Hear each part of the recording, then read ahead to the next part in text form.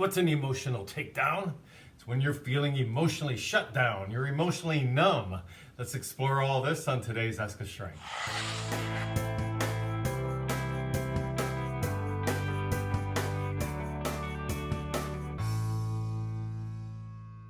So dealing with an emotional takedown is a tough way to grow up and to be an adult because it infers some of the things I just mentioned right there at the beginning. We're shutting down. We're numbed out. We don't know what our feelings are, so we've been emotionally taken out.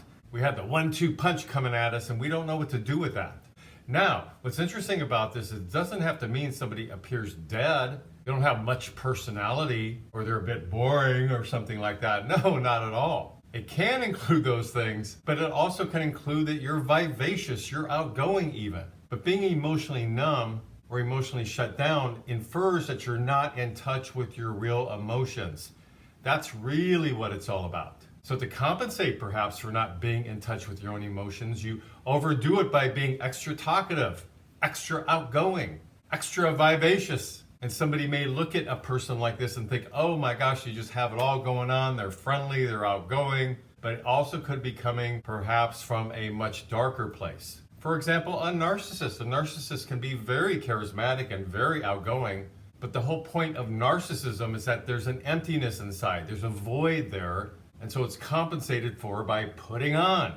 So all this ties into an emotional takedown. And there's a bit of a difference between being emotionally numb and emotionally shutting down. Shutting down can infer that the feelings really are there. Maybe they're chomping at the bit to come out, but we don't feel safe with them, so we're going to shut them down. But we know what they are. We can even describe them maybe in private or in our journal, but we're going to shut them down to survive certain situations, usually because of childhood trauma. Now, being emotionally numb means more so that the person is not aware of the feelings, can't journal them or tell somebody privately, and there's more of a dissociation going on. But either which way, it's an emotional takedown, and this emotional takedown is all done to protect ourselves. So in this emotional takedown, some questions to ask yourself is, do you prefer being alone versus being with a person or a group of people? Maybe you do feel some feelings, but rarely happiness, rarely a sense of inner peace or joy. What's that about? Easy to feel the more negative ones, perhaps. There's a feeling of flatness, maybe an inability to get in touch with your emotions. Again, it doesn't mean you're not compensating by being very outgoing. Some people compensate this way, but inside of you, you're aware of a flatness. You feel just sort of isolated, alone, very detached from others a lot of the time. You're aware on some level you're not really jumping into life. You're withdrawing somehow. You're pulling back. You may not know why. And or there could be things that you know you used to enjoy a lot, and now you just don't enjoy them so much. What's going on with that? This could be the beginning stage of an emotional takedown. This is why we need to be aware of what I just mentioned, have a lot of awareness about your feelings. That's how we can catch something and perhaps nip it in the bud depending on what we're dealing with. So by being aware, it'll lessen any denial, because if we're in denial, we may have avoidant behavior that we're not even aware of. We may be avoiding groups of people or situations and so on because of the emotional takedown. If you're emotionally numb and you don't want to feel any triggers or something that's going to emotionally challenge you and perhaps stir things up, then you will avoid. If you were raised by parents who basically gave you the message like, you're on your own, I can't be bothered with you, then of course that may cause an avoidant attachment issue. Just being avoidant in general. Nothing feels safe. Your own parents didn't want you. That's going to lead to shutting down our feelings, of course, feeling emotionally numb. So think of all of this as some sort of protective shield.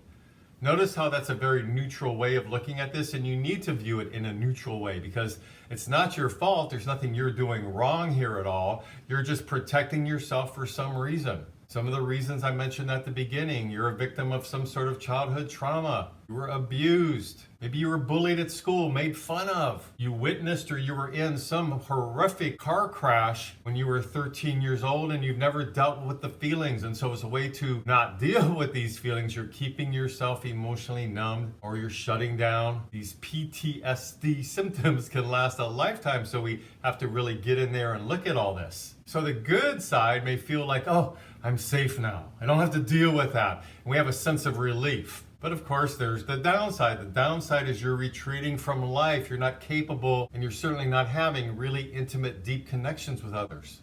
Good friendships, a romantic, loving relationship if you want one, an enjoyable sense of solitude when you're alone. Instead, you're feeling like you need to be protected all the time. It's maybe a ball of anxiety that always follows you around every day. And this is what needs to be examined. Again, it's not your fault. It just simply needs to be looked at. Now, also keep in mind that some sort of physical illness and different medications could be causing this emotional takedown.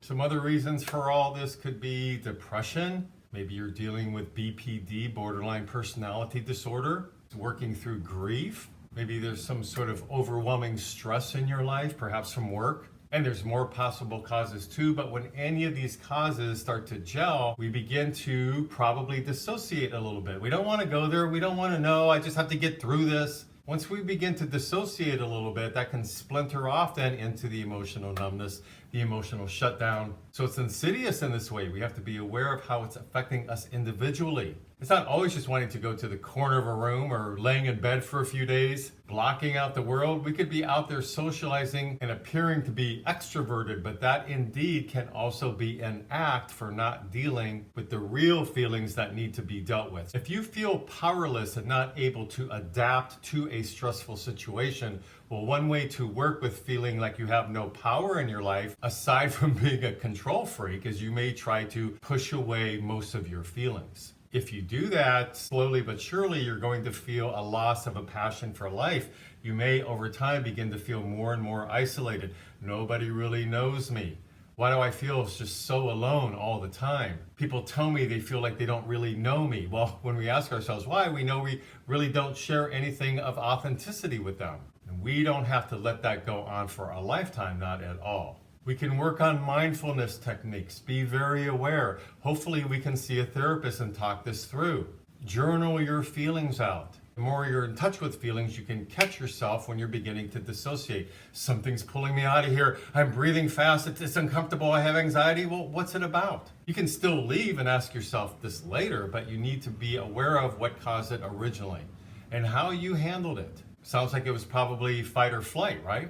Be aware of how you feel when you're being rejected. Somebody's being critical with you. Is there a fear of rejection in you? Perhaps you're hiding from feeling your feelings and sharing your feelings because you're going to feel judged or guilty for doing so. So the goal of therapy is to help you begin to feel grounded, more in the moment. It's a safe environment in the therapist's office. Perhaps your childhood was full of chaos and craziness. You need to find a place where you can begin to feel safe and work on your feelings, talk about your feelings. We need to have somebody with us on this healing journey because somebody can point out if they're noticing you're very hypervigilant. Well, you may not be aware that you're being hypervigilant. How would you know? It's so normalized for you. You're this way every day. So sometimes we need somebody around us we trust to point that out. In the process of discovering more emotional awareness about yourself is how you can begin to reconnect with others. But it has to start within here first, and then it can be spread out into your daily life. So at that point, you're well on your way to turning things around where you can lessen the emotional shutdown. The numbness will start to gently go away bit by bit, and you'll feel more alive and more connected, and it's very well worth it. So please leave me some comments below. I'd love to hear if you felt emotionally numb or shut down in your life. What do you think that's about? Please subscribe to my mental health YouTube channel if you like these kind of videos. And until next week, this is Brad Shore signing off from Ask a Shrink.